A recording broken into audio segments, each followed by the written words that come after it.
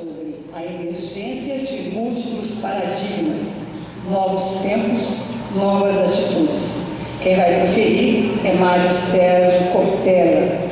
Ele é filósofo, escritor, palestrante, educador e professor universitário. Mário Sérgio nasceu em Londrina, no interior do Paraná. Na juventude, experimentou a vida monástica em um convento da Ordem Carmelita Descalça, mas abandonou a perspectiva de ser monge para seguir a carreira acadêmica. Concluiu a sua graduação em 1975 na Faculdade de Filosofia Nossa Senhora Medianeira. Em 1989, concluiu seu mestrado em Educação pela Pontifícia Universidade Católica de São Paulo, a PUC. Em 1997, concluiu seu doutorado também em Educação pela PUC em São Paulo.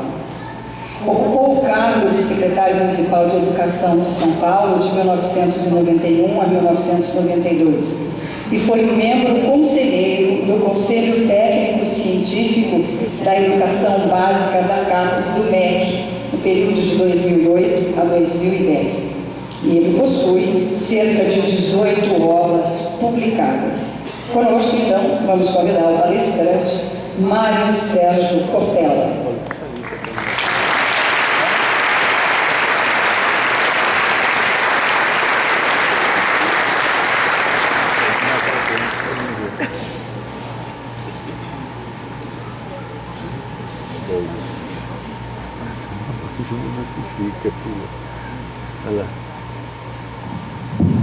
Muito bem, satisfação imensa uma manhã como hoje, tantos homens e mulheres de toda essa região do Mato Grosso do Sul e mais ainda para assistir à palestra de um filósofo.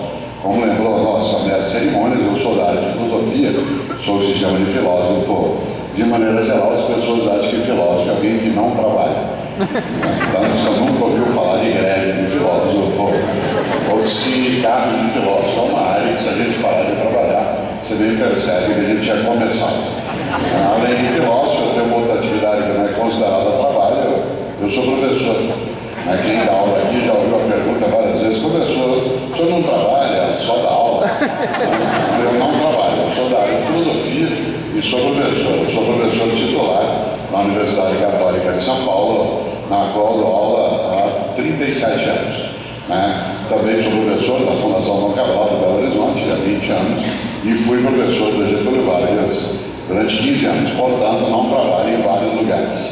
Como sobra tempo, eu sou comentarista da Rádio CBN. Se você ouve eventualmente a Rádio CBN, todo dia, 6h32 da manhã, falando. Também sou da TV Cultura, comentarista do Jornal da Cultura e tenho outras atividades na Globo News. Não sobra tempo, eu escrevo livro, acabei de lançar o 22º livro. Chama-se Não Se Desespere. Não é para palmeirense, mas serve. E é um livro que ajuda a refletir um pouco sobre o mundo em relação àquilo que traz para nós hoje a necessidade de pensar mais sobre as nossas coisas. Eu gosto muito dessa região do estado do Mato Grosso do Sul. A primeira vez que aqui estive faz 40 anos, foi em 1974, e portanto já estive muitas outras vezes nessa região e sempre aprecio o retorno. Aliás, eu cheguei ontem, no fim da tarde, com a Cláudia, e nós viemos antes até do horário para poder, inclusive, assistir ao jogo aqui mesmo. Nós saímos de São Paulo e ontem assistimos o jogo no shopping, para quem mora em Dourados aqui próximo, e fizemos ali algo delicioso. Havia centenas de pessoas num telão também assistindo e pudemos ali assistir de maneira sossegada. Só uma pessoa viu o jogo mais tranquilamente que nós, o Fred.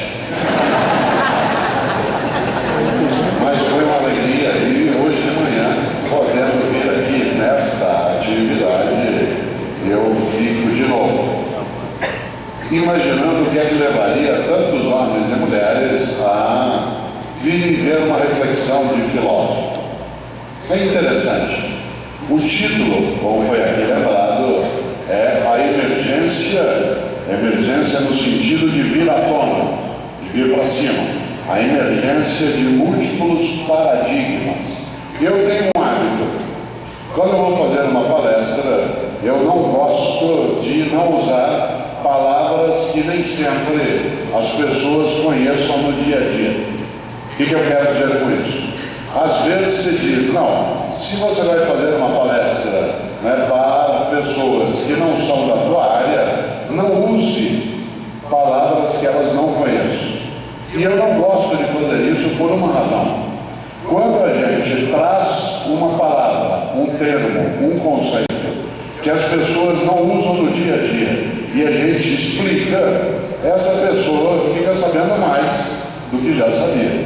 Em vez da gente desprezar o conhecimento alheio e imaginar, tudo bem, não vou falar porque não sabem o que é. E eu sei que nesta sala, porque não é tua área, muita gente não sabe talvez o que é paradigma, ou sabe, claro. Aqueles que sabem, repartimos com quem não sabe e todos passamos a saber. Aliás, esse é o cerne, o centro do trabalho cooperado. Quem não sabe, procura, quem sabe, reparte. Quem não sabe, procura, e quem sabe, reparte. E aí todas e todos crescemos. Há uma expressão do grego antigo que é paradigma. Para, no idioma grego, significa ao lado. Ao lado. Por exemplo, paralelo, paramédico, paramilitar. E digma, no grego antigo, é apontar, mostrar. O que é um paradigma? Algo que eu mostro ao lado. Mostro ao lado, isto é, um modelo, uma referência. Algo que nos mostra como é que as coisas são. Exemplo, nós temos modelos de equipamentos, modelos de plantio, modelos de negociação de crédito. Uma outra palavra em lugar de modelo seria paradigma, que é um jeito de olhar, de fazer e de agir. Por que eu não usei então a expressão modelo em vez de paradigma? Porque paradigma é um termo que é mais amplo. Isto é, paradigma é uma maneira de agir, pensar e fazer que é muito forte. Nesse sentido, nós estamos vivendo nos novos tempos, novos paradigmas na família, no negócio, no mundo do crédito, na atividade, no dia a dia, em qualquer lugar. Nesta hora, claro, nós temos algo que ajuda bastante. Você e eu sabemos que no mundo de mudança veloz, nenhuma de nós se basta sozinho ou sozinho. Eu sou caipira, eu moro em São Paulo, na capital paulista, há 46 anos, mas eu nasci em Londrina. Sou o que se chama de pé vermelho, que é o nome que nós nos damos a quem é daquela região. E tem uma frase que os caipiras dizem, que eu acho que serve para quem aqui é associado, é cliente, é um convidado nesta manhã.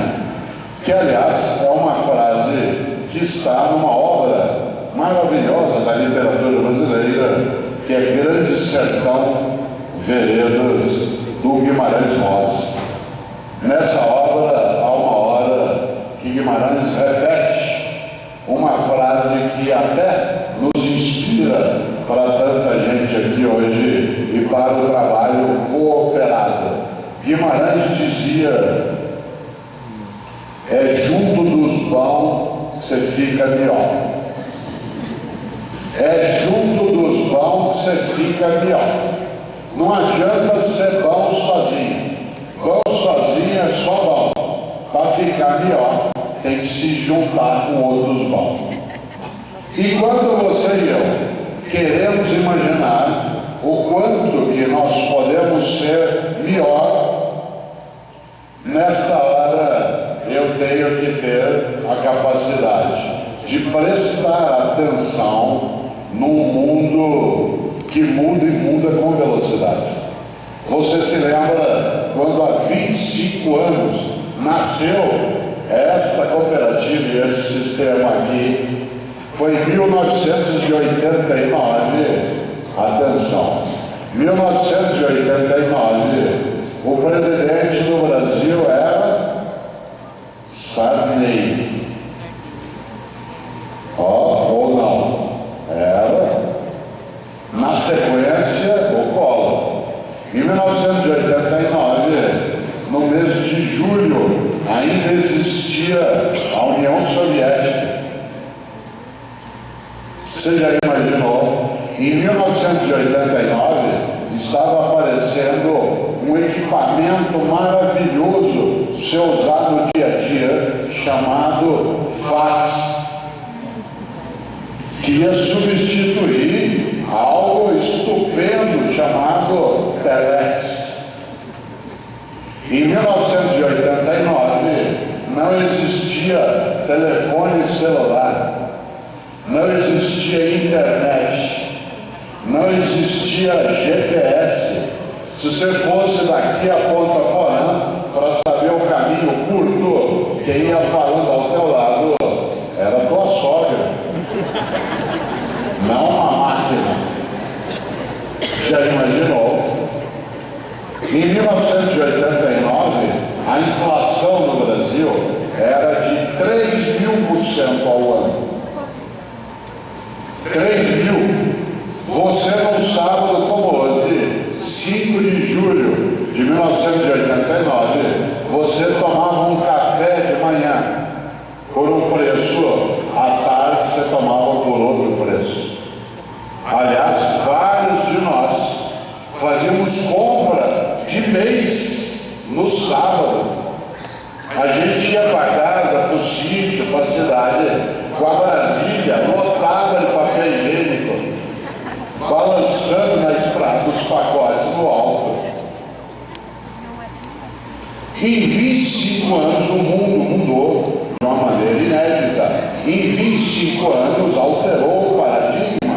Há 25 anos não se falava no Brasil em China. Não se falava em China. Há 25 anos, a única coisa que a gente comprava da China era a lâmpada de Natal. Aquela lâmpadazinha que piscava. Hoje vem carro, hoje vem computador, hoje vem máquina, hoje vem capital, hoje vem aço plano com o nosso minério. Hoje se concorre no mundo todo. Há 25 anos, olha que coisa, não havia carro importado no Brasil. Os mais idosos aqui, como eu, se lembram, os primeiros carros importados apareceram há 20 anos, por conta do governo Collor, que abriu o mercado, e os carros eram russos, os Lada. Quem comprou tem até hoje. Aquilo é inventário e emprestado. Serve para o cachorro dormir em dia de chuva, para as galinhas ficarem dentro no fundo do quintal.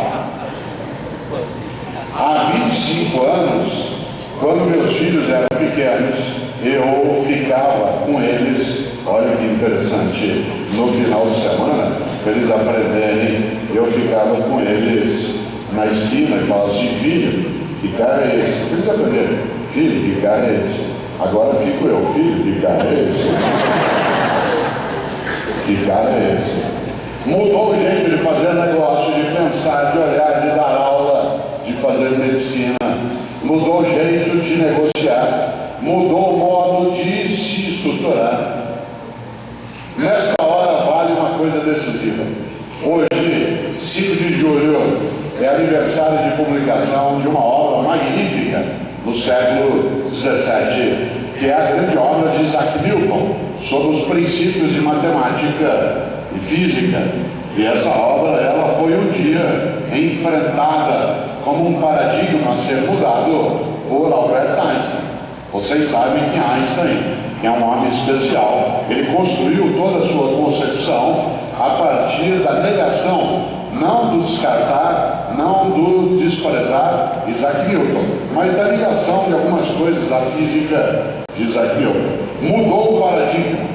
A física, que a gente chama de newtoniana, foi mudada a partir de Einstein. Pois bem, Einstein tem uma frase para você e eu não esquecermos. Einstein diz: tolice é fazer as coisas sempre do mesmo jeito e esperar resultados diferentes.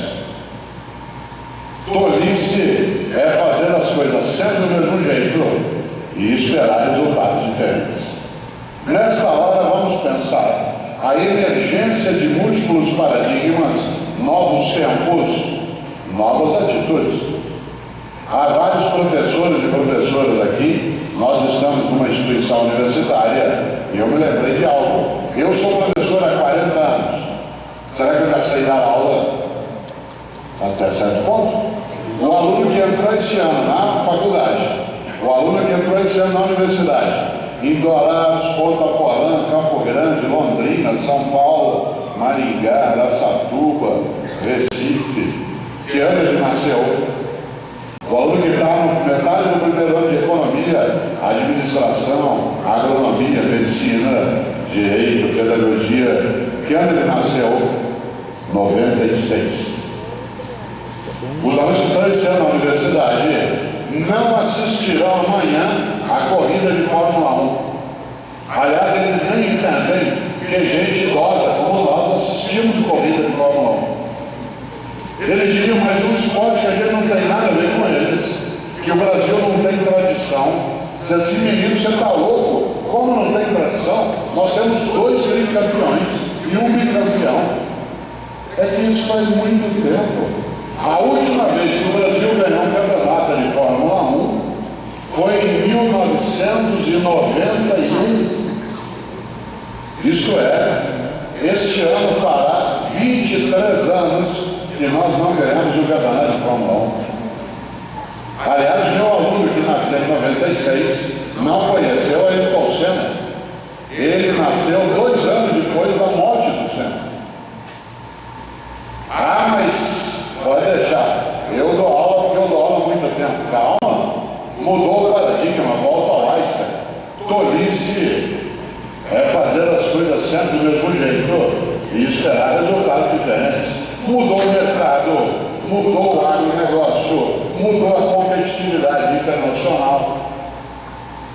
Antes, o Mato Grosso do Sul se virava se tivesse uma crise no Irã ou no Iraque, não tinha nada a ver com a gente. Hoje, se tiver um conflito, como está quase às portas, a partir do Iraque, mexe na economia internacional.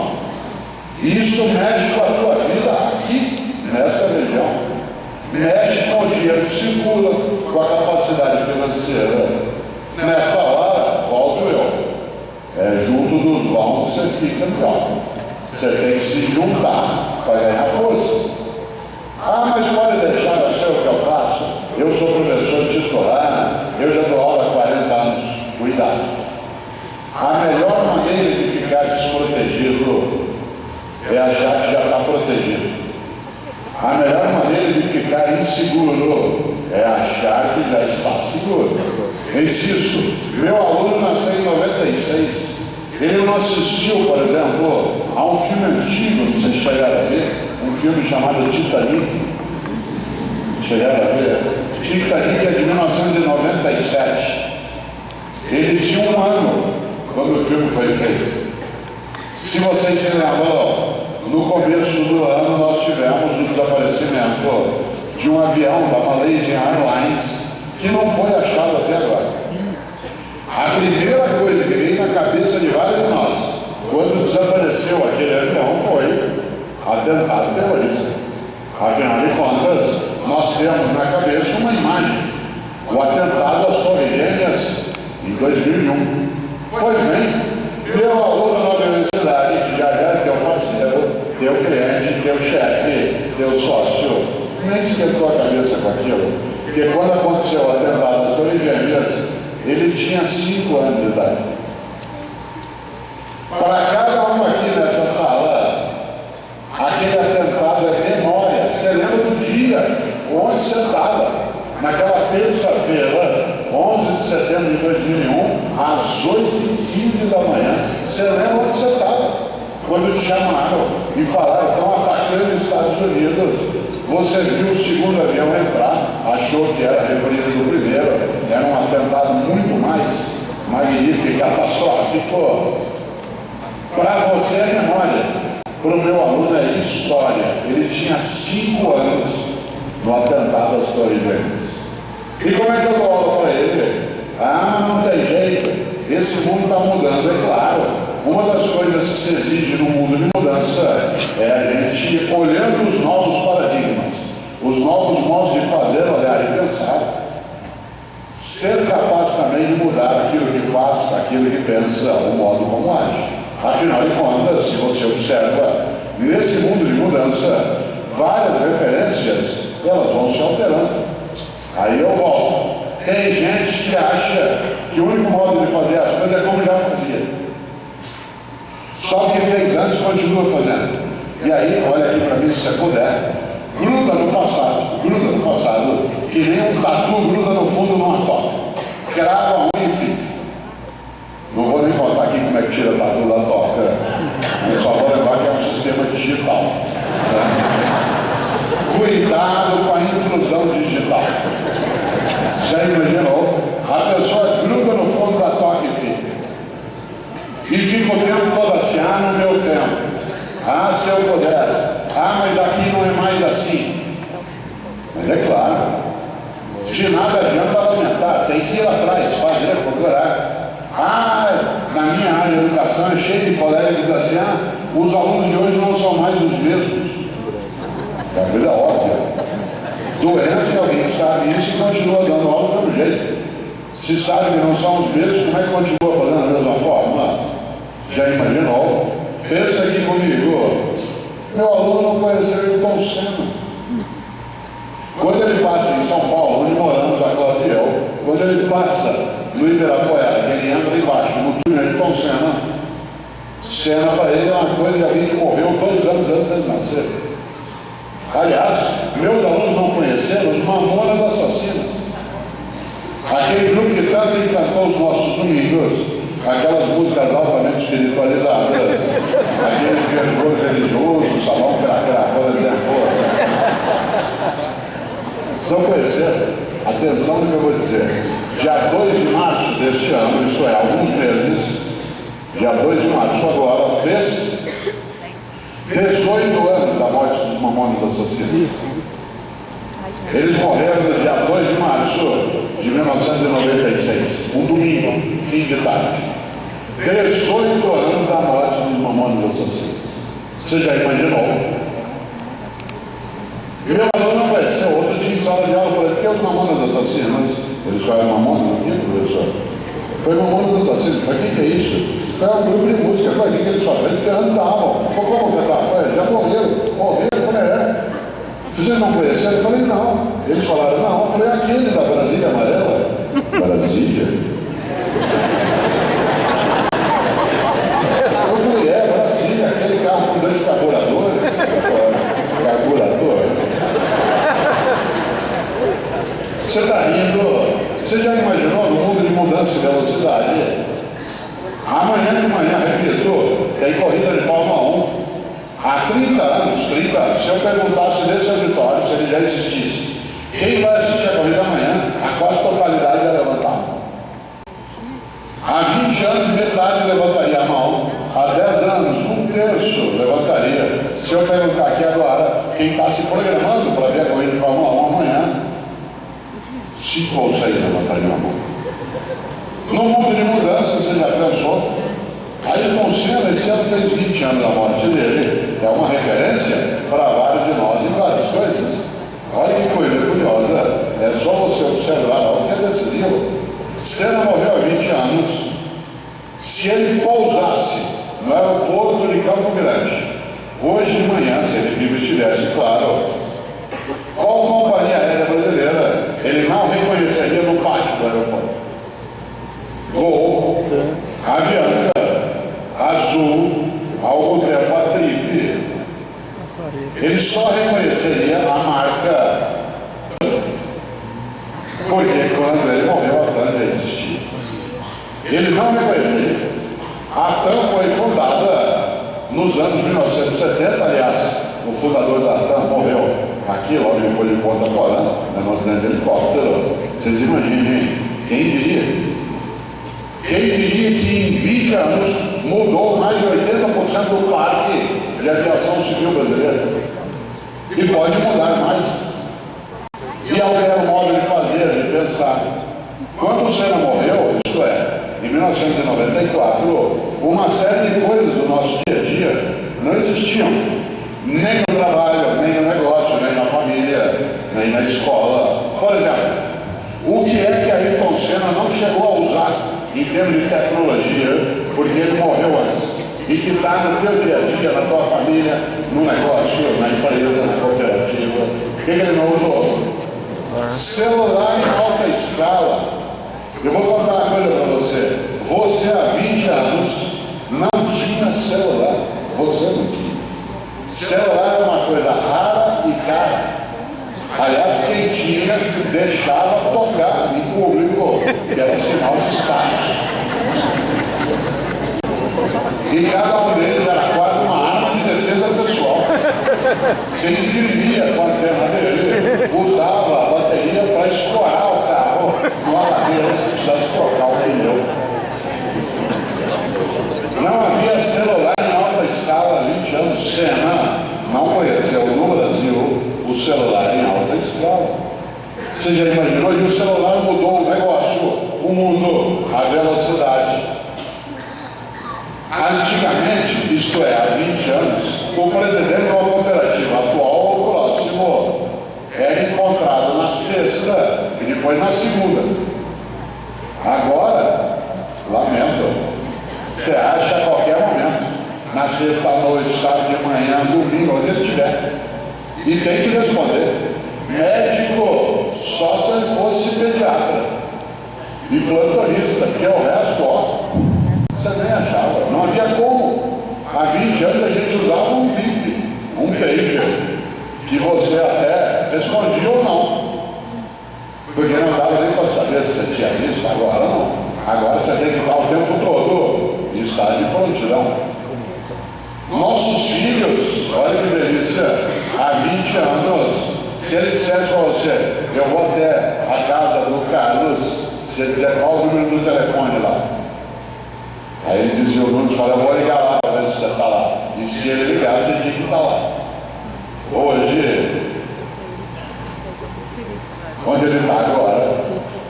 Ah, pode deixar que eu ligue para ele. Sim, mas onde ele está? Ah, mas eu vou rastrear ele com GPS.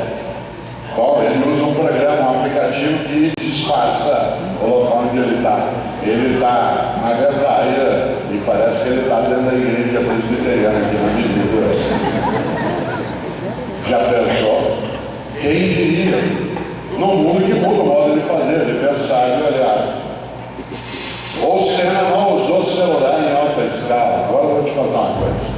Durante séculos na história da humanidade, nós fizemos alguma coisa para falar à distância. Um telefone. Falar à distância. Usamos tambor, fumaça, tudo que deu. Na metade do século XIX, nós inventamos o telégrafo. Escrever à distância. No final do século XIX, o telefone fixo. Na metade do século XX, o telefone com fio esticado. No fim do século XX, o telefone móvel. Seria o nosso sonho. Em 20 anos ele fez isso. Esse que está aqui na minha mão agora, manda e-mail, recebe e-mail, tem 6 mil músicas, tem GPS, tem cotação da bolsa, tem temperatura, grava foto, grava imagem, grava som, e se eu precisar, faz ligação. Você está rindo? Séculos querendo uma coisa para falar à distância, pois bem, teu filho não usa isso para falar, ele usa para escrever. Quer falar com teu filho agora? Liga para ele e não responde. Manda uma mensagem, ele manda de volta.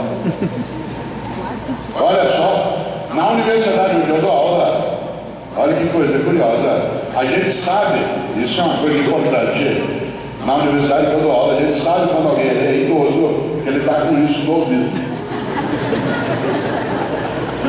Pois isso no ouvido é idoso. Ninguém com menos de 20 anos põe isso no ouvido. Aliás, ele escreve, e escreve com um único dedo. Há 20 anos, usar um único dedo era um sinal de incompetência. Aliás, se você escrevesse com um só dedo, você era mandado embora da empresa. A gente fazia curso para escrever com os 10 dedos. Vou te contar uma coisa: ninguém que está hoje na universidade já pôs a mão numa máquina de datilografia. Não pôs. E só com curiosidade, por favor, levante a mão aqui nesse auditório, olha em volta. Quem nessa sala aqui fez curso de datilografia, por favor? Olha em volta, olha aqui, ó. Passou horas e horas. A SDFG, CNKJH, a SDFG Espaço. Guardou o diploma no quadrinho, escreveu no currículo exílio datilógrafo, 160 toques por minuto. Teu pai falou, se você não der curso de datilografia, você não vai ser ninguém na vida. Agora escrever com todos os dedos é um defeito. Mudou o paradigma.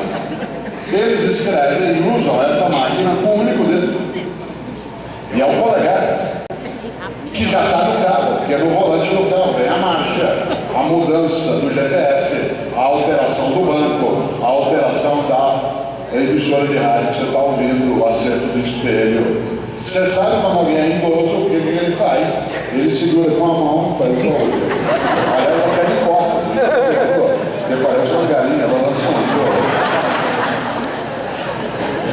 Senna não conheceu isso em alta escala. Meu aluno não usa para escrever, ele usa para falar. Mudou o paradigma, mudou o negócio nessa área. Um dos meus filhos, o André, que tem 36 anos, ele é um dos gestores da área de telecom, numa das empresas de telefonia celular. Quando ele entrou na empresa, há 12 anos, qual era a ordem? Lucro tirado da ligação do cliente. Faça o cliente fazer o máximo de ligações possíveis. Hoje, qual é a ordem? Não deixe o cliente fazer ligação, porque ela é gratuita, quase todas as operadoras entram na mesma base. O faça escrever. Porque hoje, da onde é a fonte do lucro? Do envio de mensagem, tráfego de dados. Voz tanto faz, nem te cobra. Você fala o dia inteirinho pelo intervalo por 25 centavos. Não estou nem aí, eu quero que você escreva. Olha que coisa, mudou a lógica, mudou a percepção. E tem gente como aquele nosso amigo Tatu, que continua grudado no passado, ali só aguardando a inclusão digital. Já pensou? O grande e o especial Senna não conheceu o celular em alta escala. Senna não conheceu também. O que ele não conheceu? Além de celular. Internet. Quando o Senna morreu em 94, não havia internet no Brasil. A internet no Brasil é de dezembro de 95. Se Senna quisesse mandar um documento de São Paulo para Mônaco, ele tinha que usar fax. Altamente acelerado, você põe uma folha aí, e um pouquinho antes do fax, o Telex. Você conheceu o Telex? Lamento, mas o desembarque se aproxima. Nós vamos fazer um ciclo de oração ao final, pelos irmãos que conheceram o Telex e estão de partida. Aliás, diz o ditado que o último operador de Telex foi demitido por fax.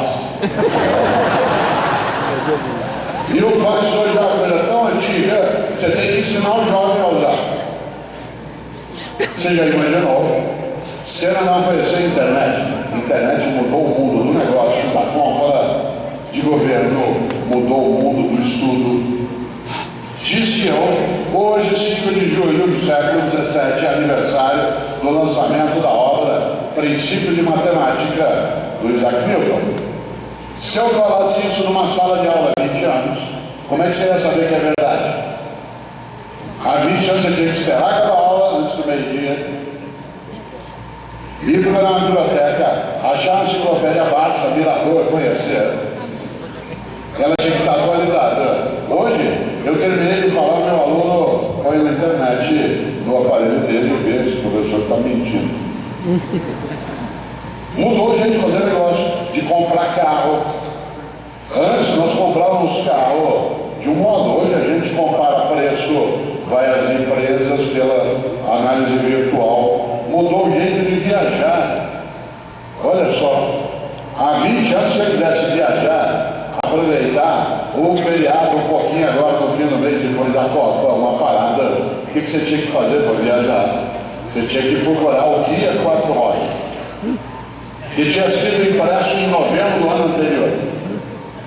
E aí eles diziam no hotel, 6 meses antes. Hoje, onde você entra? No Google. E aí você entra em blog de quem já foi. E diz é bom, não é, tem barata, não tem. Aquela foto que você viu na imagem do coqueiro, é o coqueiro, só tem um. O café da manhã presta ou não presta. Mudou o jeito de hotel, mudou o jeito de fazer pesquisa, mudou o jeito de cotar preço. Eu consigo cotar preço na Tailândia em segundos, para saber se compensa eu comprar essa partida de soja ou não, para saber se o mercado alterou. Claro, mudou o jeito de ir ao médico. É óbvio que você não forma um médico da internet, mas eu não sou mais tão leigo como eu era antes. Eu, paciente, você também, antes de ir ao médico, você faz, dá uma gulgada. Você não chega lá desprevenido. Eu estava outro dia, pulando o carnaval, eu gosto muito de carnaval de rua, e estava pulando o carnaval, numa terça-feira à noite no interior de São Paulo, aquela delícia. Quando eu acordei na quarta-feira de cinzas, meu olho parecia que tinha areia dentro. Conjuntivite. Deu uma epidemia de conjuntivite no interior de São Paulo. O que eu fiz antes de ir ao oftalmologista? Google. E lá apareceu. Tem conjuntivite viral, tem bacteriana, tem poliomielite de contato, faz isso, faz aquilo. Subi para São Paulo, depois de ter olhado o Google. Quinta-feira, entrei no consultório do oftalmologista, sentei a cadeira à frente dele, ele olhou para mim e falou assim: o senhor está com conjuntivite. Falei, é viral ou bacteriano? E ele falou, é viral. Falei, como é que o senhor sabe? Ele falou, porque se fosse bacteriano, o senhor ia estar com uma densamento gelatinoso próximo à retina. Eu falei, o que eu faço? Ele falou, vou prescrever escolírio, o senhor usa 3 vezes ao dia. Eu falei, doutor, tem clorofenicol na escolírio? Ele falou, tem. Eu falei, eu sou alérgico a clorofenicol. Ele falou, então vou fazer outra coisa, eu vou prescrever para o senhor faço outra coisa, o senhor vai fazer 6 vezes ao dia compressa com água filtrada.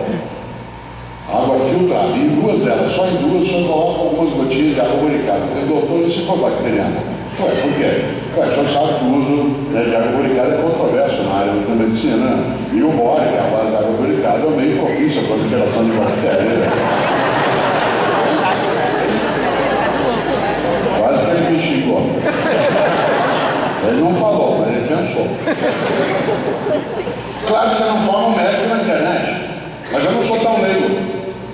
Não sou tão leigo no negócio. Na hora de organizar crédito, na hora de vender algo ou comprar, a gente compara preço, a gente busca. Você não conheceu a internet? A internet é uma ferramenta poderosa. Sabe o que você não conheceu? Eu estava no Instituto Ayrton Senna, no final do ano retrasado, em São Paulo, fazendo uma palestra, e ao terminar eles me deram um presente, que é uma delícia, uma miniatura de uma McLaren de metal. É uma McLaren pequenininha de metal, com uma diferença. Ao abrir e puxar, se puxasse, virava um pendrive. Pois bem, Ayrton Senna não conheceu o pendrive. Ele morreu em 94 e o pendrive é do ano 2000. Aliás, sabe quem não conhece o pendrive? Meu aluno na universidade. Por quê? Porque ele armazena na nuvem. Outro dia eu disse na sala de aula, você pega um pendrive e coloca. Ele falou, pendrive, onde eu ponho, professor? O tablet não tem onde colocar o pendrive. Não tem entrada USB. Ele não usa pendrive. E tem gente até nós, já está indo embora o pendrive e tem gente que não usou ele. Outro dia eu estava numa palestra no interior de São Paulo, em Catanduva, e aí eu virei com a professora no meio da palestra e falei assim, você tem pendrive? Ela falou, já tive, mas o médico tratou. Você já imaginou mudança, velocidade, alteração? Você não conheceu internet, não conheceu pendrive, não conheceu GPS, não conheceu armazenamento na nuvem, não conheceu, e aí vai. Você já imaginou? Você não conheceu uma coisa que você não tinha na Copa de 2002. Na Copa de 2002, isto é, no Penta, você e eu não tínhamos DVD. Não havia DVD no Brasil em 2002. Você tem DVD faz 10 anos. Alguns aqui compraram DVD em 2003. Olha só, compraram DVD em 2003 indo comprar no shopping da China. Alguns aqui não tinham DVD. Que coisa! No Brasil, há 10, 12 anos, um aparelho DVD custava, em média, R$1.500. No ano de 2004 já estava 900, 2005 estava 150. Hoje, quanto vale um aparelho DVD? R$60. Nada. Você assina uma revista, ganha um aparelho DVD, compra um caju de banana, outro aparelho DVD. Aliás, há 5 anos, hein? Se o Sicredi dissesse, quem ficar até o final da palestra do Cortella, que vai até, por teu desespero, 12 horas, quem ficar até o final da palestra do Cortella vai ter o sorteio de um aparelho DVD. Ficava todo mundo. Hoje, se falar que quem ficar vai ter o sorteio de DVD, não fica ninguém. Você fala, eu vou almoçar que eu ganho mais. Você já pensou? Aliás, onde se assistia um filme? Há 10, 12 anos em casa, num sabadão à noite, ou era TV ou era videocassete. Tem gente nesse auditório que comprou videocassete num consórcio. Comprou um Sharp de 2 cabeças. Você já pensou? E não sabe usar até hoje. Aliás, a gente sabia a casa de quem tinha videocassete, mas não tinha criança, porque o reloginho do videocassete estava piscando. O que a pessoa fazia lá e tirava da tomada. Agora tem DVD. Você tem DVD faz 10, 8 anos e não sabe usar. Você quer assistir um filme hoje à noite, sabe o que você faz? Chama o teu piada de 10 anos e fala, arruma essa porcaria. Ele vai lá, põe o filme e faz com você uma coisa cruel. Ele vai embora antes que acabe. E na hora que acaba, você fica olhando aquilo, pensando, como é que será que faz isso aqui? Será que tem que rebobinar? Tem gente nessa sala que pagou multa, porque não rebobinou fita VHS. Se você guardou o ticket lá dentro, vai haver um círculo de oração ao final. Pelos irmãos partindo, faz que eu romaneio, porque está tudo perto do fim já. Já imaginou? Se ela não conheceu dezenas de coisas que alteraram nosso negócio, nossa cabeça, nossa estrutura, quem diria? Mudar o modo de fazer livro. Enquanto eu cheguei aqui hoje, algumas pessoas tinham um livro meu, pediram para eu assinar. Aliás, se alguém tiver algum ao final, quando já terminar, por favor, venha até aqui. Sempre eu tenho prazer, né, em assinar livros autografados. Às vezes você tem um deles que o traga, com gosto eu farei quando for 12 horas. Mas não queria lembrar, mudou o modo de fazer livro. Porque o tempo de velocidade, a pesquisa, antes da internet eu tinha 5 livros, hoje eu tenho 22. E esse ano não vão sair mais 3. Acabou de sair um chamado Ética e Vergonha na Cara. Ética e Vergonha na Cara, com o Clóvis de Barros Filho. A gente fez esse livro em 3 meses. Já imaginou? Pesquisa, volta. Enquanto eu estou aqui, né, em Dourados, dá para mandar trechos por internet, voltar à correção da editora que é em Petrópolis. Alterou a maneira de fazer. Hoje você consegue, por exemplo, no Sicredi aqui, a capacidade de ter os núcleos na região e os núcleos se comunicarem, organizar a estrutura, a capacidade de você ter outros modos de conexão, novos tempos, novas atitudes. Qual é o pior risco no mundo desse? Ficar velho. Atenção, você não fica velho quando você conheceu o Jetsons. Você fica velho quando você conheceu o Jetsons e deixou a cabeça lá. Você não é velho se você usou videocassete. Você é velho ou velha se você, tendo usado videocassete, deixou a cabeça lá. Você não é velho se você sabe datilografia. Você é velho ou velha se você deixou a cabeça naquele tempo da datilografia. Se você aprendeu a usar videocassete e escrever a máquina e está aqui agora, parabéns. Quero contar uma coisa. Eu mencionei livros, um dos meus livros que se chama Não Nascemos Prontos. Quem faz o prefácio é um dos meus filhos, o André, que eu mencionei antes, que é da área de telecom, que tem 36 anos. Aliás, parênteses, na minha casa, os prefácios dos meus livros são sempre feitos pelos filhos. Eu não quero ninguém que fale mal de mim, então eles que falem. E o André é o filho que tem mais idade, e ele fez o prefácio do livro Não Nascemos Prontos. Livro esse que, aliás, parte de uma coisa que você e eu temos de pensar o tempo todo. Aliás, tem uma frase, esse é o assunto do livro, tem uma frase que circula por aí, que diz que uma pessoa, quanto mais ela vive, mais velha ela fica. Isso é bobagem. Para que alguém, quanto mais vivesse, mais velho ficasse, teria que ter nascido pronto e ir se gastando. Isso não acontece com gente, acontece com fogão, sapato, geladeira. Fogão, sapato, geladeira nasce pronto e vai se gastando. Gente nasce não pronta e vai se fazendo. Eu, Cortella, em 2014, sou a minha mais nova edição. Revista um pouco ampliada, mas a minha mais nova edição. Eu não nasci pronto e vim me gastando. Eu nasci não pronto e vim me fazendo. Em 2014 eu sou um novo Cortella. Não sou inédito. Porque muito do que eu sou trouxe da minha história. Mas eu não sou mais como eu era antes. Por isso, não nascemos prontos. E o André, que hoje tem 36 anos, quando ele tinha 18, isto é, há exatos 18 anos, um dia ele estava fechado em casa em São Paulo, no quarto dele, ouvindo rap. Eu gosto de rap, mas não é qualquer rap que eu gosto. E eu estava na sala, sou filho italiano, estava na sala em casa ouvindo ópera. Eu gosto de ópera, mas não é qualquer ópera que eu gosto. Música boa para mim é aquela que me emociona. Se ela me emocionar, ela é boa. Tanto faz qual é a música. Até sertanejo universitário, embora eu tenha uma esperança, que ele se forme. Mas sem se imaginarem, tá lá o André ouvindo rap, eu ouvindo ópera. E quem aqui gosta de ópera sabe que ópera a gente joga um pouquinho mais alto. O André saiu do quarto dele injuriado. Hoje ele gosta de ópera, na época não, para me dar uma bronca por causa da altura da música. Aliás, eu estava ouvindo uma área do Puccini gravada para a grande Maria Callas.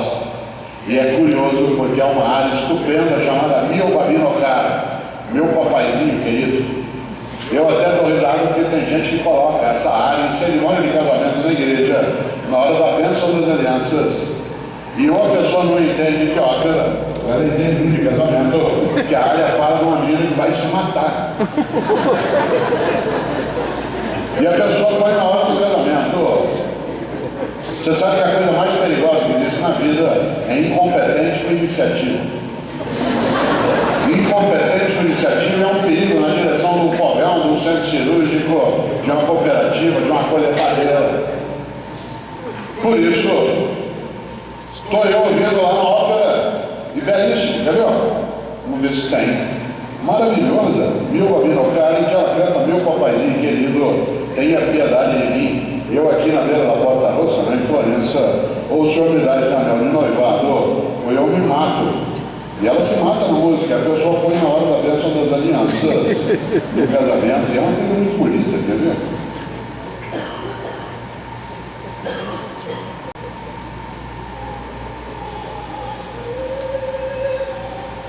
Olha meu papaizinho querido.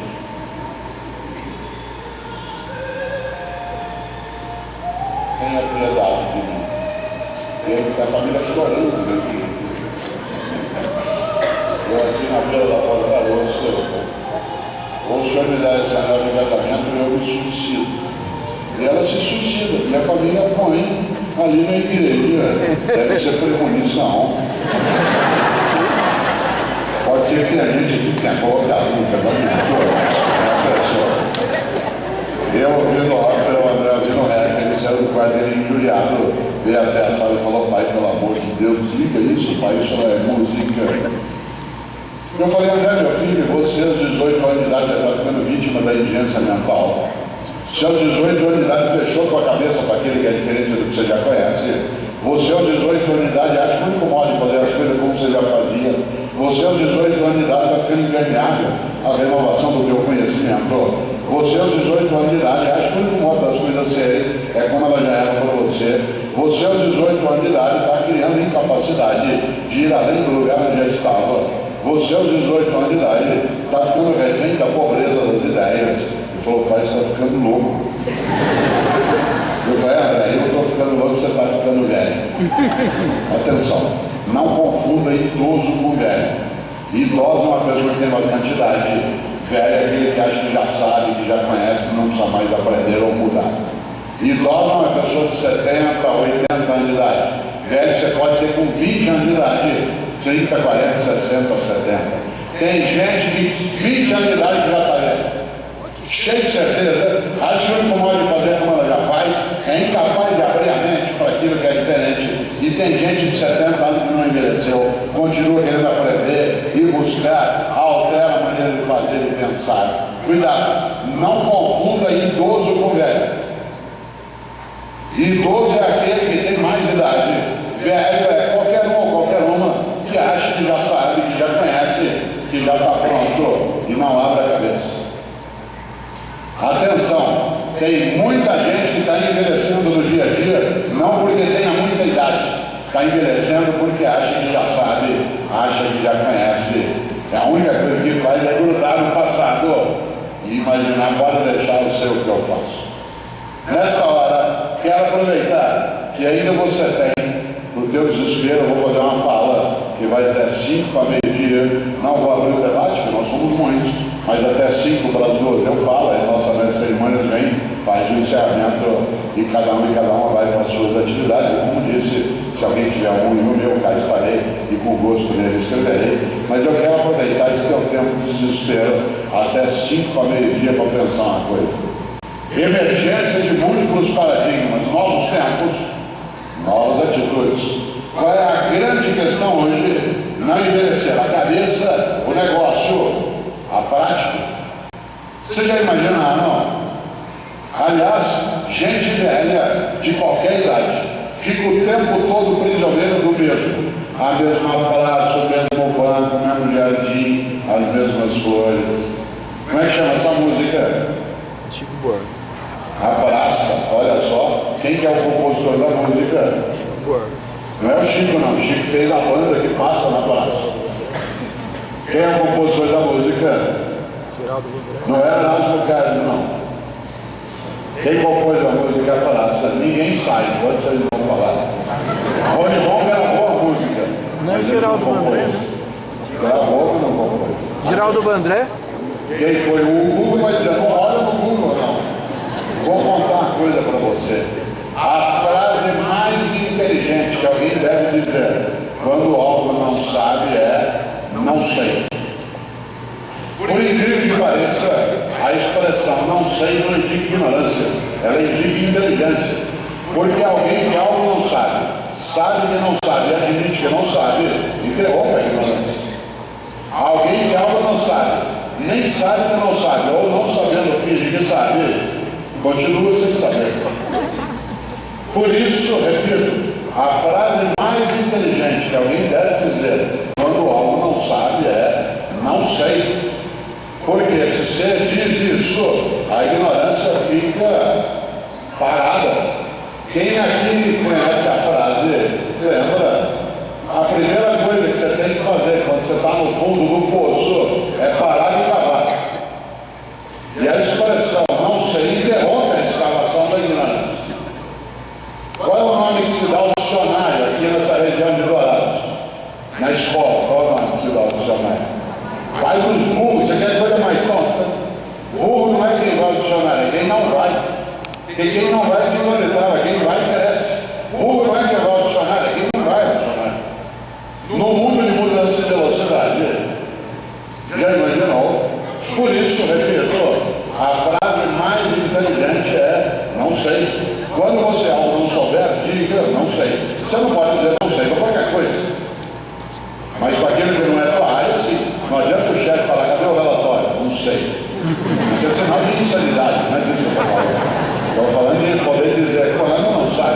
Por isso, pergunto eu, numa sala lotada de homens e mulheres inteligentes, quem compôs a música Praça? Vocês estão tímidos ainda. Você tem medo de não saber, isso é perigoso. Só sabe aquilo que não sabe, aquele que já sabe que não sabe. Porque se estão sabendo algo, calar-se, continua sem saber. Pergunto eu de novo, quem compôs a música Praça? Não sabemos. Cresceu nossa inteligência. Você não sabe, mas eu sei. Em compensação, já imaginou quanta coisa que você sabe, eu não sei? Quanta coisa você conhece, eu não conheço? Sorte sua e sorte minha. Se nós soubéssemos das mesmas coisas, nós íamos ficar nos repetindo o tempo todo. Ainda bem que você sabe uma coisa, eu sei outra, a gente junta e cresce. É junto dos bons que a gente fica melhor. Aquele que acha que já é bom sozinho, não ficará melhor de jeito nenhum. Se eu sentar 15 minutos contigo, você me ensina um monte de coisa de agronomia. Mas eu tenho que prestar atenção em você. Tem que achar que não é porque você é mais novo, ou porque você mora numa cidade mais outra, não é porque você é gaúcho, eu sou paranaense, não é porque você torce para um time ou põe no Palmeiras e eu não. Não é que vai ser. Quem diria? Olha só, nós estamos assustados agora, com toda razão, pela perda do Neymar. Mas é perigoso também um time que assusta em excesso quando sai um jogador. É sinal que ele não era um time. E isso é perigoso. Agora esse time na terça-feira ou vira time, ou não é. Que a gente lamenta a perda do Neymar, sem dúvida. Mas um time que se sair alguém desaba, é um time que estava com problema porque não era time. Você já imaginou? Agora resta o Fred.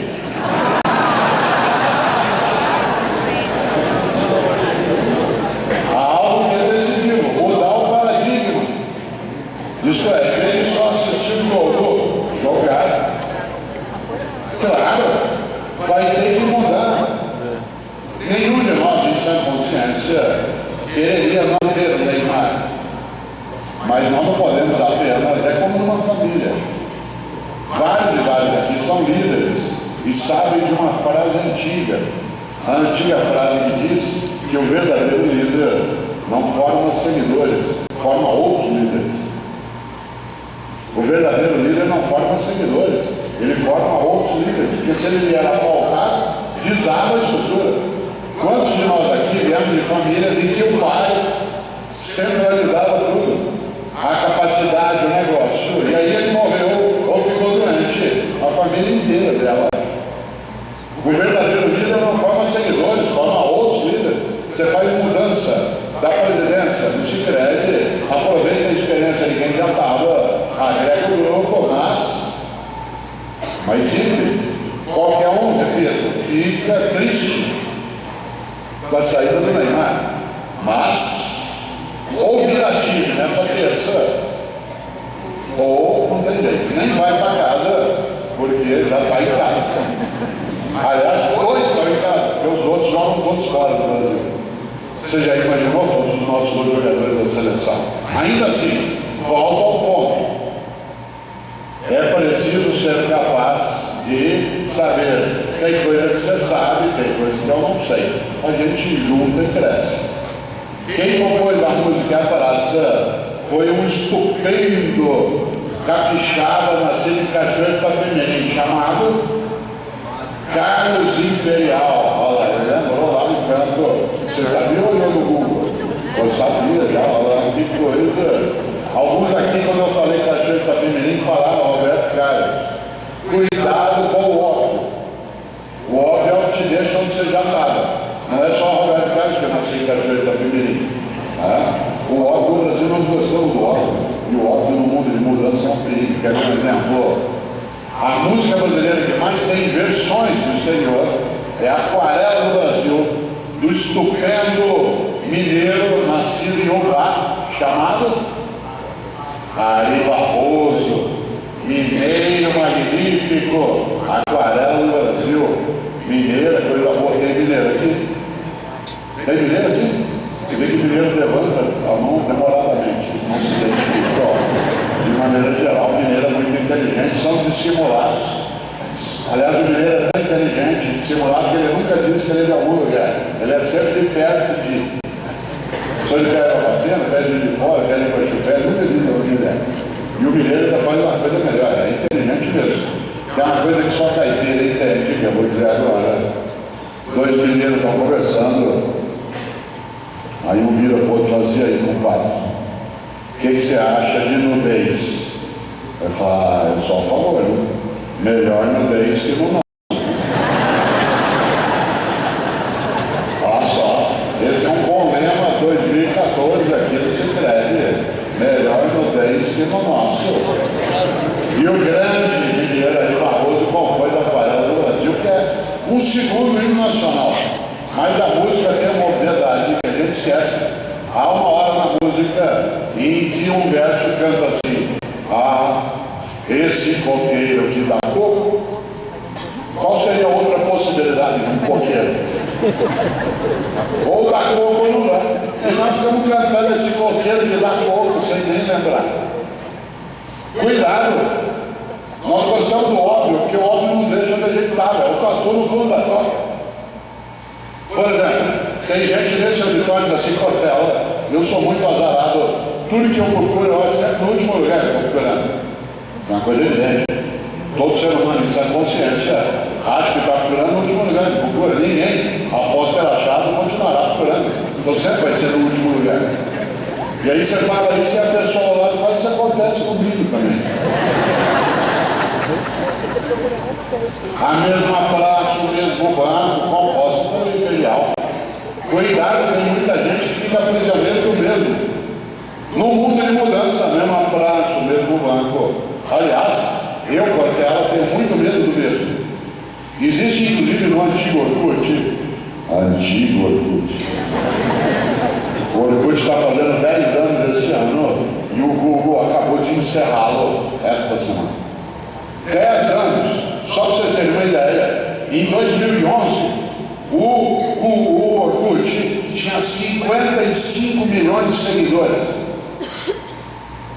Você já pensou? Em 2011, foi agora. Em 3 anos ele foi fechado agora pelo Google, que é o proprietário dele. Mas no antigo Orkut, aliás, o Orkut foi criado no mesmo ano que o Facebook. Atenção que eu vou dizer, não há lugar marcado no futuro, nem para pessoas, nem para empresas, nem para países. O sucesso tem que ser sucedido. Não é porque deu certo até agora que será do mesmo jeito. Você já pensou? Quem diria que o Orkut, há 3 anos, você colocaria todo o dinheiro que você tivesse nele? 55 milhões de seguidores. A maior rede social do planeta em 3 anos. Por quê? Porque ele mesmo ficou a mesma praça, o mesmo banco, o mesmo jardim. Não. Aliás, no antigo Orkut tem uma comunidade que eu gosto chamada Eu Tenho Medo do Mesmo.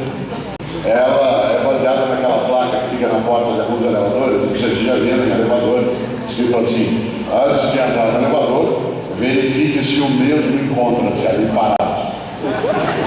Já imaginou, você abre a porta do elevador e o mesmo está lá dentro, te esperando, pronto para te pegar. Algumas pessoas tinham que ter uma plaquinha dessa na cabeça: antes de entrar, verifique se o mesmo encontra-se ali parado. Quem diria? No mundo de mudança, o risco é, claro, ficar velho. A mesma praça, o mesmo banco. Nessa hora, eu quero aproveitar esses teus 25 minutos de desespero antes de 5 a meio-dia para pensar exatamente nessa direção.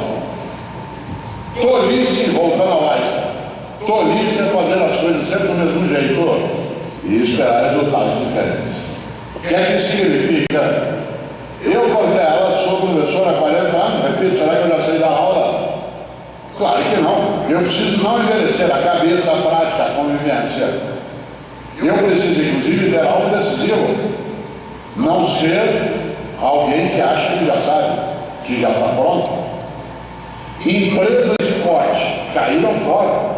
Por exemplo, vocês de crédito crescem cada vez mais aqui no Mato Grosso do Sul e região.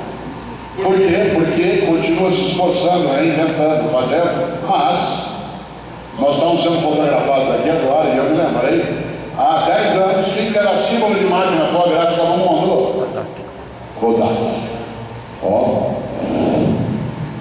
Quem diria? A Kodak. Quem já passou no estado de São Paulo pela Via Dutra, lembra que perto de São José dos Campos, teu pai te mostrava. Aqui é a fábrica da Kodak. Agora, a Kodak inventou a câmera digital. Foi ela que inventou. E não usou, licenciou. Não usou literalmente para não queimar o filme. Como que uma empresa como a Kodak quebrou? Porque ela admitiu uma coisa perigosa. Ela admitiu que, em vez dela mesma se ultrapassar, foi ultrapassada pelo concorrente. Foi ultrapassada pelo mercado. Quer ver outro exemplo? Quem tem mais idade aqui se lembra? A humanidade, durante séculos, quis fazer cópia a seco. Cópia de papel, de documento a seco. Tentamos de tudo. Tinta, bibliógrafo, álcool. Quem tem muito mais idade, como eu aqui, talvez se lembre, que há 40 anos, inclusive, se usava em alguns lugares para tirar cópia de cheque. No livro caixa, você passava uma gelatina, depois ia despregando bem devagarinho para poder sair a cópia na folha. Séculos querendo cópia a seco. Vários daqui chegaram a usar mimeógrafo. Tem saudade até hoje daquele cheiro de álcool.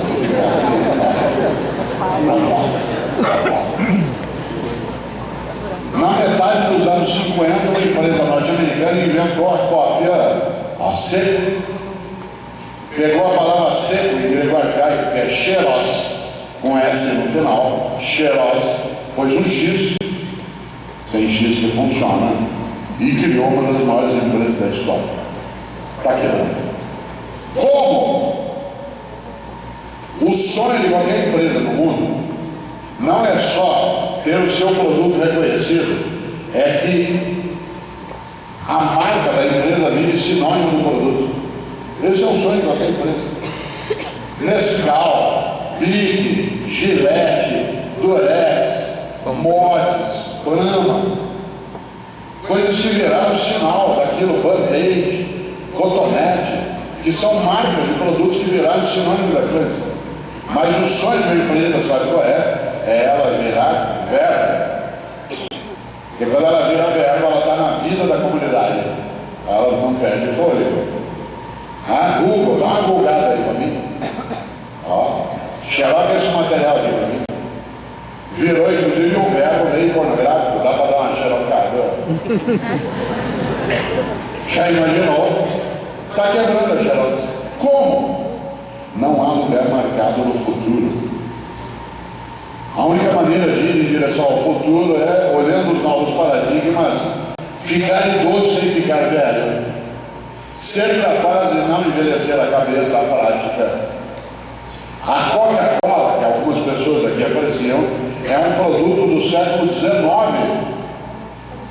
A Coca-Cola é do século XIX e ela está aí firme no século XXI, como símbolo de modernidade, patrocinando a Copa. Ontem no shopping, a gente estava vendo o jogo, eu já veio a garrafa de Coca de espelho olhando para você, para mostrar que ele é moderno, uma coisa do século XIX. E eles não perderam a atualidade, renovaram a capacidade, a presença. Claro, e é do século XIX. Quem diria? O que eu quero dizer com isso?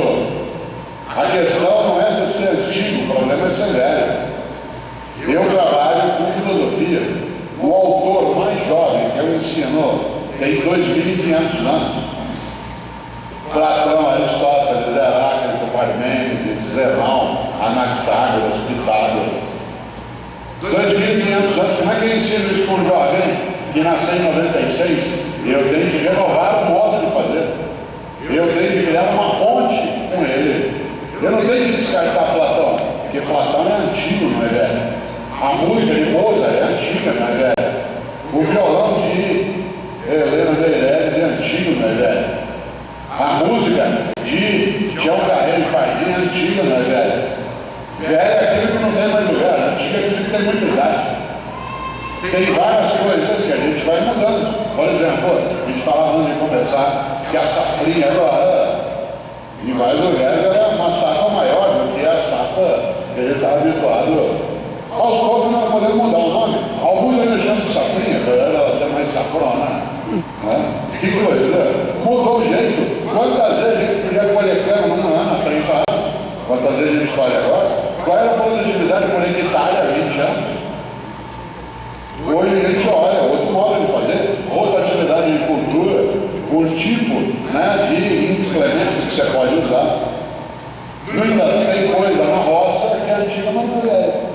Eu duvido que você, ao sair daqui agora, ao almoçar, você procure um restaurante em Dourados, que na porta está escrito assim: temos os melhores fornos micro-ondas de Dourados. Mas se tiver escrito que tem fogão a lenha, você entra. Você vai atrás do fogão a lenha, que é uma coisa que é antiga, não é velha. A gente não quer o fogão a lenha o tempo todo, mas a gente também não quer ele fora da gente. Claro que você não quer, você não vai ter em casa o fogão a lenha o tempo todo, dá trabalho, corta a lenha, tem que mandar o genro lá cortar, que é uma tarefa de genro, aí tem que fazer, colocar, acender o fogo, deixar lá, dá trabalho.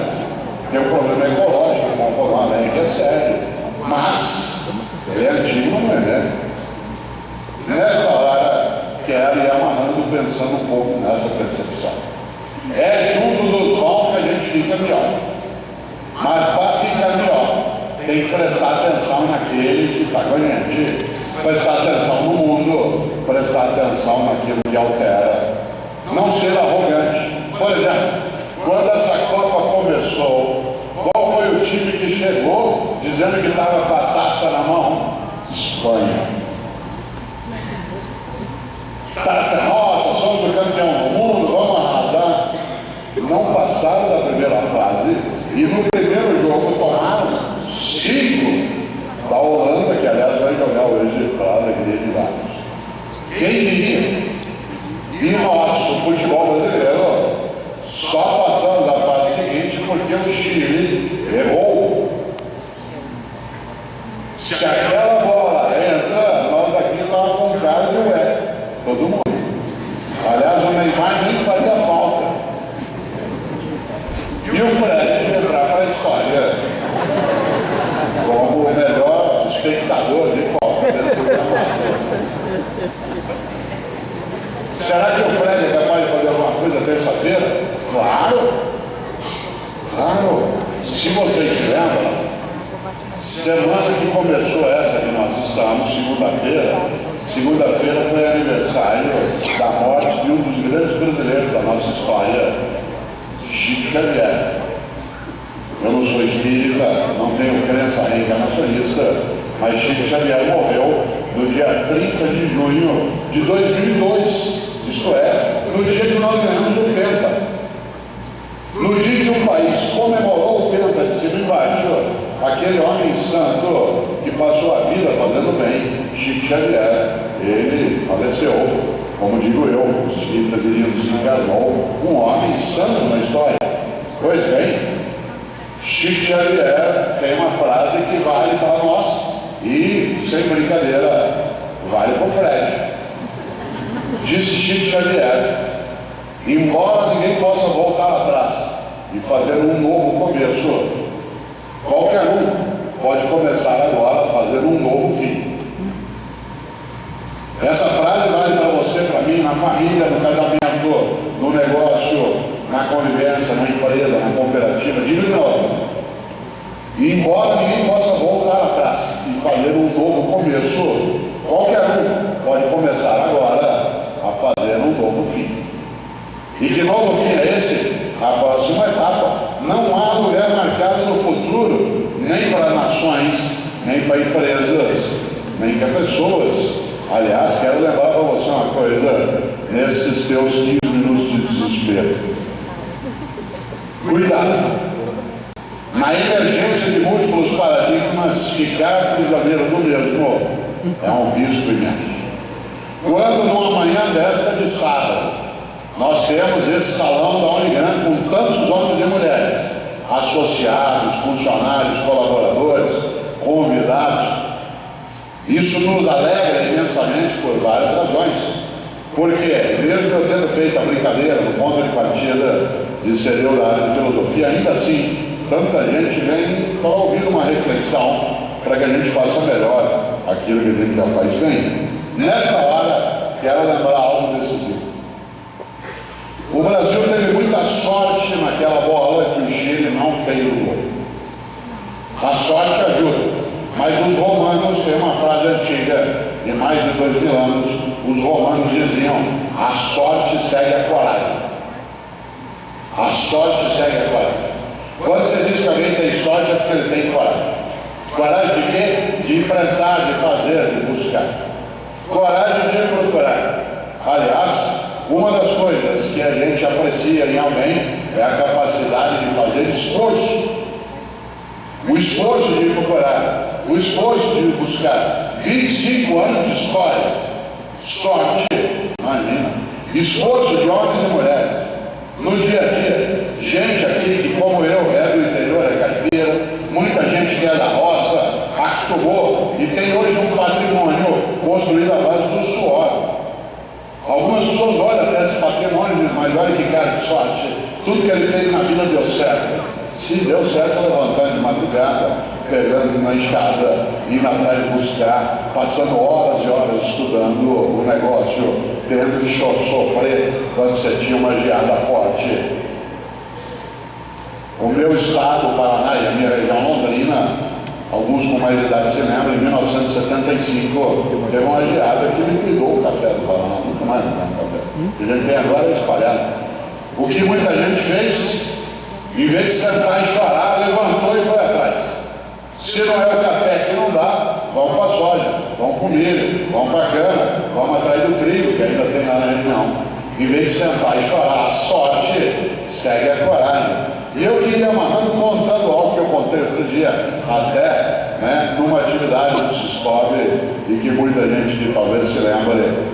Cuidado!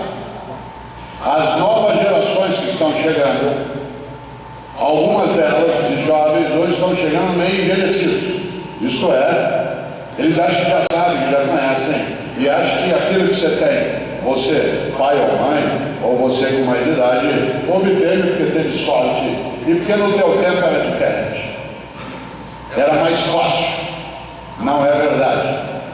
Muita gente hoje cai numa armadilha que é não ensinar os filhos e as filhas que na vida, para ter sorte, tem que ter coragem. E para isso tem que, olha só, ter esforço. Esforço. O ano passado, que foi o ano internacional do cooperativismo, hoje é o dia do cooperativismo, o ano internacional, mas no ano passado foi o ano. E eu me lembro que circulei o ano todo por várias cooperativas pelo Brasil afora, vários sistemas, e contei uma história que eu queria retomar aqui, e que eu disse há pouco que eu fiz um dia em Campo Grande e outro dia em Brasília, que algumas pessoas aqui até estavam. Se a sorte segue a coragem, há algo que é antigo, mas não é velho, que não pode ficar para trás. A ideia de esforço. Cuidado que nós estamos criando algumas gerações que não têm ideia de esforço. Tem filho ou filha hoje que acha que tudo é direito. Você, às vezes, com 40 anos de idade, nunca foi a Porto Seguro do sul da Bahia. Teu filho de 16 anos já foi, na formatura da escola. Você pagou uma nota, ele ficou uma semana lá na passarela do álcool. Aí você vai buscá-lo no aeroporto no domingo, achando que ele vai voltar babado de gratidão pelo que você fez por ele. Aí ele sai do saguão, você vai abraçar e fala: e aí, filhão, como é que foi lá? Ele fala: legal. Você fala: mas estava gostoso? Normal. Aquele pede, tudo é obrigação, tudo. Fez é pouco, tinha que ter feito mais. Cuidado. Tem menino de 20 anos de idade que nunca arrumou uma cama, nunca ajudou a lavar a louça, nunca cortou uma lenha. E o pai ou a mãe às vezes faz isso achando que é para poupá-lo. Poupá-lo de quê? Da ideia de esforço. Você tem que poupar alguém daquilo que é o sofrimento inútil, que é aquilo que não é necessário. Uma coisa nós temos que aprender nos Estados Unidos. Lá, um menino pode ser, já vi esse filme ao vivo, pode ser filho do presidente da General Motors. Ele lava a louça com o resto da família, corta a grama do jardim no sábado e ganha $1 para isso. É uma sociedade também ela apoiada no esforço. Por isso, meus filhos, os próprios, os incorporados, quando eles cresceram, eles até hoje se lembram de algo que é especial. E é aqui que eu queria amarrando um pouco nesse teu tempo final de desespero, lembrando que eu vou até 5 para meio-dia, e aí você se liberta de mim. Olha que coisa boa. Todas as vezes que meus filhos estavam crescendo, eu dizia a eles o seguinte: filho de filósofo, cada um deles dizia o seguinte: no dia que você fizer 12 anos, papai vai contar para você o segredo da vida. Qual é o segredo da vida? E eles ficaram numa excitação danada, porque eles queriam, filho de filósofo, acho que o pai sabe o segredo da vida. E eu sei, tanto que eu vou repartir aqui agora. E eu dizia: eu vou contar quando vocês fizerem 12 anos, qual o segredo da vida, o segredo da vida. Todos, ao fazerem 12 anos, ouviram isso na sala, quando eu contei para cada um, e a regra era: não conte para teus irmãos e irmãs. Guarde para você, na vez dele ou dela, saberá o segredo da vida. E eles ficavam excitadíssimos, e todo domingo eu falava que é o segredo da vida, o segredo da vida. O André, que é o que eu mencionei antes, que tem 36 anos, pelo óbvio, foi o primeiro a fazer 12 anos. Aliás, todos aprenderam esse segredo da vida, a tal ponto que eles são pessoas decentes, com sucesso no trabalho, gente que vai bem, mas que aprendeu isso. E aí o André, no dia que ele fez 12 anos, ele faz aniversário dia 15 de dezembro, às 4 da manhã ele me acordou e falou: pai, hoje é meu aniversário. Eu falei: que bom, filho, parabéns. Eu falei: então, pai, hoje eu estou fazendo 12 anos. Eu falei: legal, né? Claro que eu sabia o que era. Eu só estava fazendo isso para que ele pudesse ficar mais animado. Eu falei: então, pai, hoje eu estou fazendo 12 anos. Hoje você disse para mim que eu ia ouvir o segredo da vida. Eu falei: eu vou falar isso hoje. Você vai ouvir hoje o segredo da vida. Senta aqui com o papai na sala, que eu vou te contar. Eu sentei à sala, pedi para ele sentar ao meu lado e falei para ele o seguinte: filho, sabe qual é o segredo da vida? Ele falou: não, pai. Eu falei: o segredo da vida é esse: vaca não dá leite. Ele falou: hã? Eu falei: vaca não dá leite, você tem que tirar. Vaca não dá leite, você tem que tirar, senão não tem leite. Tem gente que está crescendo achando que vaca dá leite, e vaca não dá leite, cabra não dá leite, búfalo não dá leite. Ou você tira leite ou não tem leite. Quanta gente está crescendo achando que vaca dá leite, e vaca não dá leite. Para poder ter leite, tem que levantar 3h30 da manhã, entrar no curral, se enfiar na bosta até o joelho, pegar, amarrar as patas de trás da vaca, pegar o rabo dela, amarrar no meio das patas, senão ela te embosqueia inteiro, sentar num banquinho num pé só, meter a mão na teta dela e puxar, senão não tem leite. Aliás, só por curiosidade, quantas tetas tem uma vaca? 4, vaca não é luva. Aí imaginou, vaca não dá leite, ou tira o leite, ou não tem leite. A sorte segue a coragem. 25 anos de história, parabéns, mas leite tirado dia a dia. No trabalho, na empresa, no equívoco, na volta atrás, na reinvenção.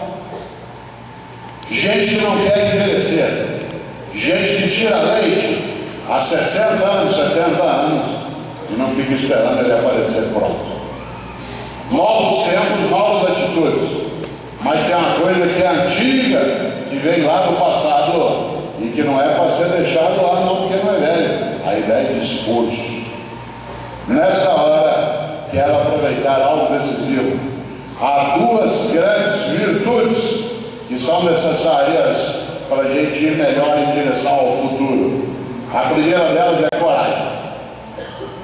Coragem. Coragem não é ausência de medo. Coragem é capacidade de enfrentar o medo.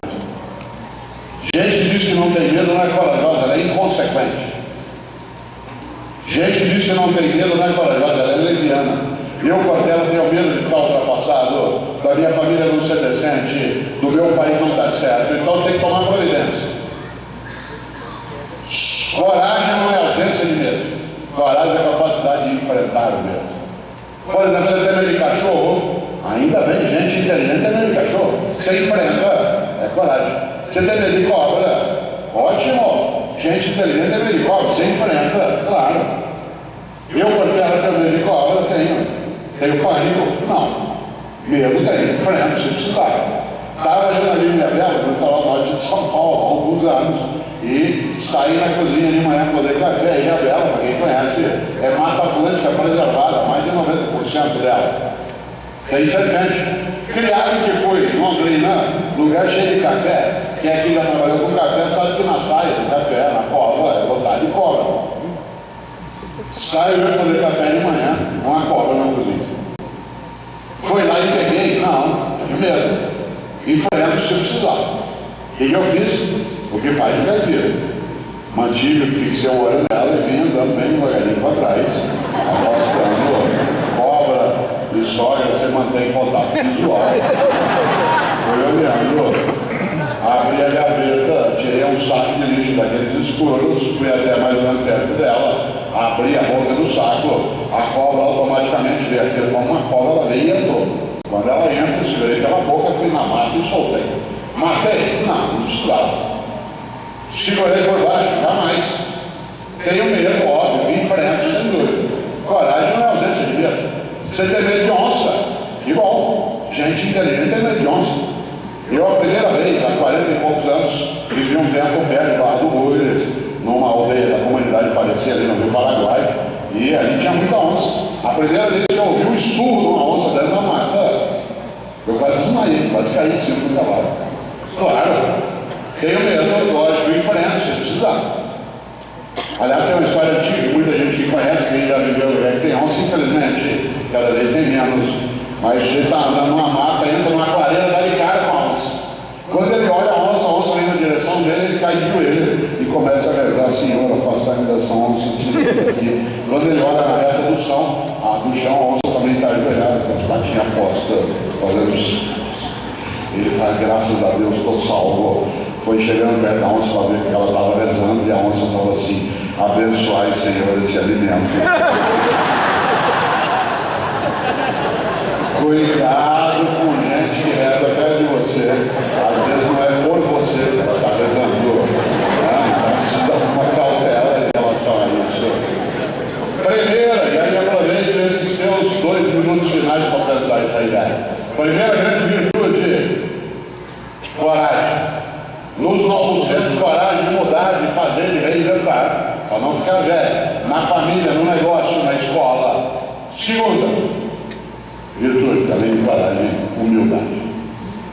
Humildade não é subserviência. Uma pessoa subserviente é aquela que se dobra, se acovarda, desce. Uma pessoa humilde é aquela que sabe que não sabe tudo, aquela que sabe que não é a única que sabe, aquela que sabe que a outra pessoa sabe que ela não sabe, aquela que sabe que ela e outra pessoa saberão muita coisa juntas, aquela que sabe que ela e outra pessoa nunca saberão tudo que pode ser sabido. Foi claro. Humildade não é subserviência. Humildade é a capacidade, inclusive, de saber que, do ponto de vista de possibilidade, nós estamos todos no mesmo nível. Aliás, não por acaso a palavra humildade vem de humus, que é terra fértil, terra com minhoca. Aliás, da expressão humus, em latim veio humildade, veio humano. Humus significa terra fértil, mas em latim significa o solo sobre nós. O solo sobre nós, isto é, estamos no mesmo nível, como possibilidade, como capacidade de ir adiante. Por isso, se é junto dos bons que a gente fica melhor, com coragem e humildade, a gente vai adiante. Nesse minuto final, queria lembrar algo, ao agradecer a essa percepção, a essa possibilidade nessa manhã, e tanta gente que aqui veio aguardando, que a gente possa fazer melhor aquilo que a gente já faz bem, cada um e cada uma. Mas eu tive a honra de trabalhar 17 anos com um grande brasileiro, que foi Paulo Freire, o educador Paulo Freire, que, quando morreu, no dia 2 de maio de 1997, era o brasileiro mais honrado na história com o título de doutorado honoris causa. Paulo Freire é um homem especial. o brasileiro com o maior número de títulos que o Brasil já teve na história. O Brasil tem 514 anos e Paulo Freire é o brasileiro que sozinho tem mais títulos de doutorado que todos os outros, né? Título de doutorado por Harvard, Princeton, Cambridge, Oxford. Aliás, um homem que era advogado. Muita gente acha que Paulo Freire era pedagogo, mas ele era advogado, o que significa que alguns advogados ainda têm salvação. E Paulo Freire é um homem absolutamente importante, conhecido no mundo como Pelé. Não na rua, mas nas outras nações, se você estiver fora, estiver no campo universitário, científico, todos conhecem Paulo Freire, um pernambucano estupendo. Paulo Freire é uma pessoa absolutamente humilde, mas não era subserviente, mas era humilde. Tão humilde que chamava Paulo. Não sei se sabe, acho que sim. Paulo em latim significa pequeno. A expressão Paulo em latim significa pequeno. E olha aqui na minha mão, se você puder. Paulo Freire era um homem tão grande que ele sabia que era pequeno para poder crescer. Gente grande de verdade sabe que é pequeno e por isso cresce. Gente muito pequena acha que já é grande e a única maneira dela crescer é se ela baixar outra pessoa. Digo de novo, gente grande de verdade sabe que é pequena e por isso cresce. Gente muito pequena acha que já é grande e a única maneira dela crescer é se ela diminuir outras pessoas. Parabéns aos vossos 25 anos. Um grupo de homens e mulheres que cresce porque se sabe pequeno. E sabe que para crescer não tem que abaixar os homens e mulheres. Cresce a comunidade, cresce a associação, cresce o trabalho, cresce a região. É junto dos bons que você fica melhor. Nesta hora, claro, para eu poder ficar melhor, eu tenho que saber que há outros bons como eu não posso diminuí-los. E por isso, sem dúvida, termino agora, embora já tenha passado 3 minutos do que eu devia, né? Mas eu não queria perder essa ideia nesse tempo final, dado que hoje é o Dia Internacional do Cooperativismo. O ditado mais bonito que eu conheço, e eu queria trazer aqui à tona, é um ditado africano que para mim tem tudo a ver com o trabalho cooperativista. Os africanos dizem: se quiser ir apenas rápido, vá sozinho. Se quiser ir também longe, vá com alguém. Olha que frase forte. Vale para o negócio, para a família, para o casamento. Se quiser ir apenas rápido, vá sozinho. Mas se quiser ir também longe, vá com alguém. Se você quiser ir só rápido, vá sozinho. Mas se quiser, além de rápido, ir longe, vá com outra pessoa. A ideia de cooperar, da partilha, da possibilidade, e aí concluo, de não envelhecer, não ficar como um tatu grudado ali no fundo da toca, aguardando a inclusão digital. De novo, para concluir, de fato, o Einstein, tolice é fazer as coisas sempre do mesmo jeito e esperar resultados diferentes. É preciso, nos novos tempos, olhar os novos paradigmas, mexer o que tem que ser mexido, preservar o que tem que ser guardado e recusar, de todo modo, qualquer forma de envelhecimento da cabeça, do negócio e da prática. Aí sim, a gente vai a um futuro que seja mais coletivo, mais fortalecido, mais fértil, mais bonito, muito mais aquilo que a gente merece na nossa história. Obrigado.